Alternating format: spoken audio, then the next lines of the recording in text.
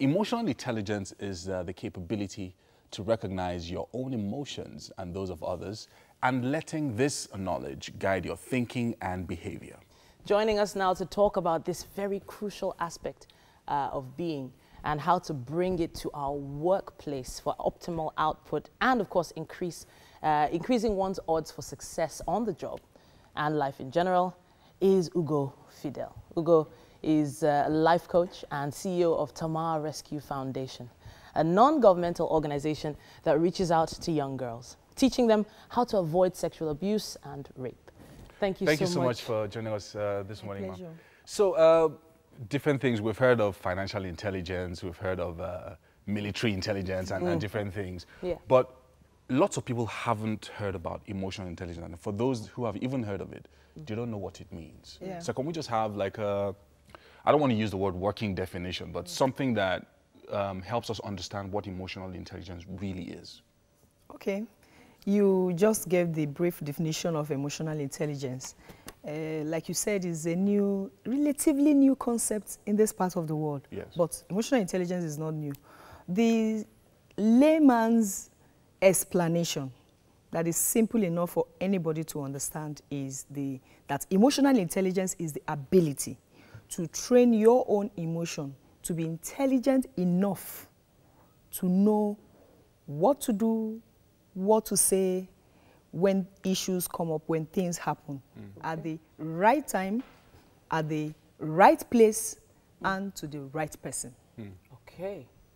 All right, so in the workplace, for instance, let's just give an example of someone that works in a bank, a banker. How would emotional intelligence help a banker succeed in his workplace or her workplace? Okay, emotional intelligence, since is the ability to train emotion, to be intelligent. And you know that your emotion is like a secret bag. You carry it everywhere you go.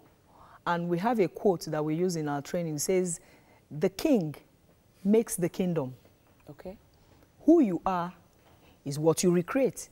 Okay. So you carry who you are everywhere you go. Okay. So a banker takes his or her emotion to the workplace. Okay. And the state of the emotion will determine how the banker will operate in the office. Okay. Let's assume, for instance, the banker is under intense pressure. There are people wanting to get their money, and the system is not working. And you know how it is in the bank. Everybody is shouting, give me my money, give me my money. Why are you wasting time? If the banker doesn't have a stable emotion, you can snap. Exactly. And that happens a lot. We've seen that happen a lot in the banking hall. Okay. People are getting upset. Maybe the queues are too long. And then suddenly you have a situation where the other person just snaps and says, oh, I'm doing my job. I'm trying to, you know, so you have those kind of situations occurring a lot of the times. So, but if the banker has been able to train his or her emotion over time, the person would have developed the capacity, emotional capacity to bear any kind of pressure. And so it gives you the strength to attend to your customers even under pressure, and also relate with people around you, even under pressure, without saying or doing negative things. You are still feeling the pressure. That pressure can stir up different aspects of the emotion, different negative emotions. It might be anger, it might be sadness. You are still holding it in, but you are attending to them. Then when you are done, you still need to let out that emotion, because if you don't, it becomes cancerous. And that's another thing I wanted to go in another direction. You know, talking about, okay, so you're dealing with external customers because you're trying to keep a face up. Then, you know, a lot of times now in HR, we hear terms like dealing with internal customers. So customers that you have in-house, your colleagues, the people that you have to deal with, maybe in another division or another department. So how do you then handle things internally when it comes to managing your emotions? So do you express yourself more, or what are the things that you then need to do internally? Okay, there's a simple method of emotional management. Now, emotional intelligence has 5 arms. The first one is self-awareness. The second one is self-management. The third one is empathy, or understanding other people's emotion. The fourth one is relationship management, being able to manage people. The fifth one is self-motivation.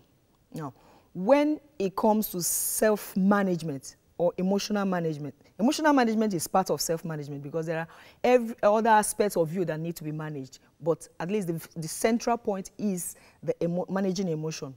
Now, the formula, simple formula for emotional management is what I call FREE. F-R-E. Feel the emotion. Definitely you will. Restrain. Okay. Then afterwards, express. Okay. So feel the emotion, restrain yourself because from responding in immediately. A way. Because a negative emotion will always be stirred up when things you don't like or want happen. And it wants to get out because it's not meant to stay inside. It's a stranger in your mind. Okay. It wants to get out. And because it wants to get out as soon as possible, it moves you to either act or talk or react.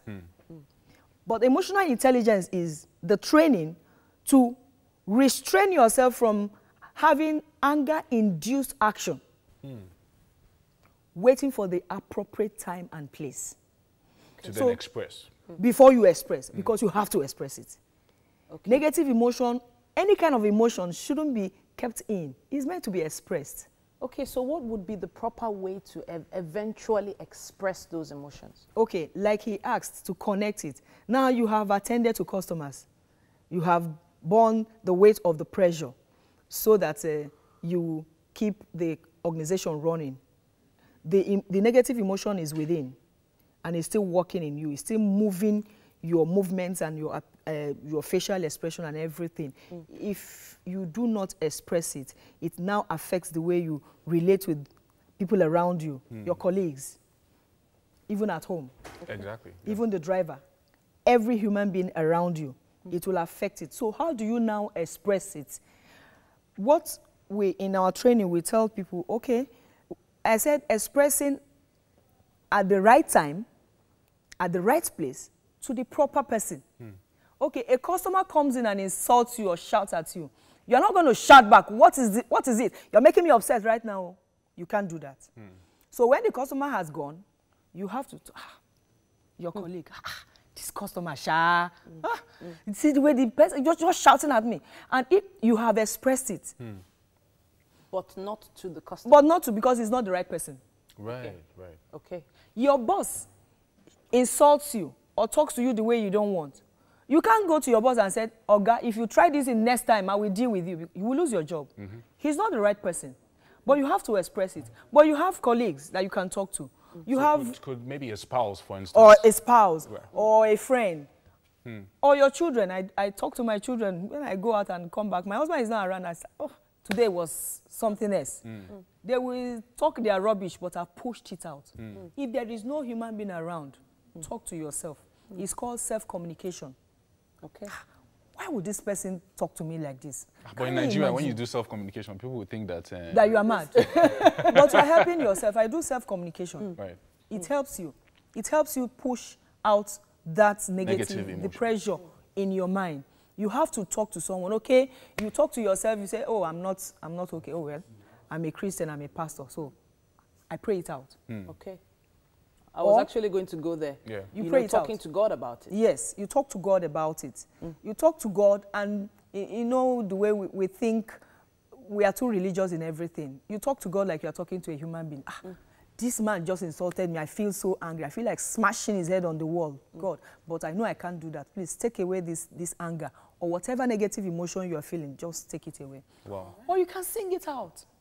Singing, expression. Well, expressing it. So expressing through it in the best way. The best way you can. You can sing it out. You can talk it out. You can pray it out. You can cry it out. What about physical fitness? Like, for instance, some people... What you just did this morning. Yes. But when it comes to physical fitness, when you are under intense pressure or you are angry, you don't do spontaneous exercise because it can affect your heart. Okay. But you can take a walk, brisk walk. Okay. As you're taking that walk, breathe in, breathe out, taking deep breath.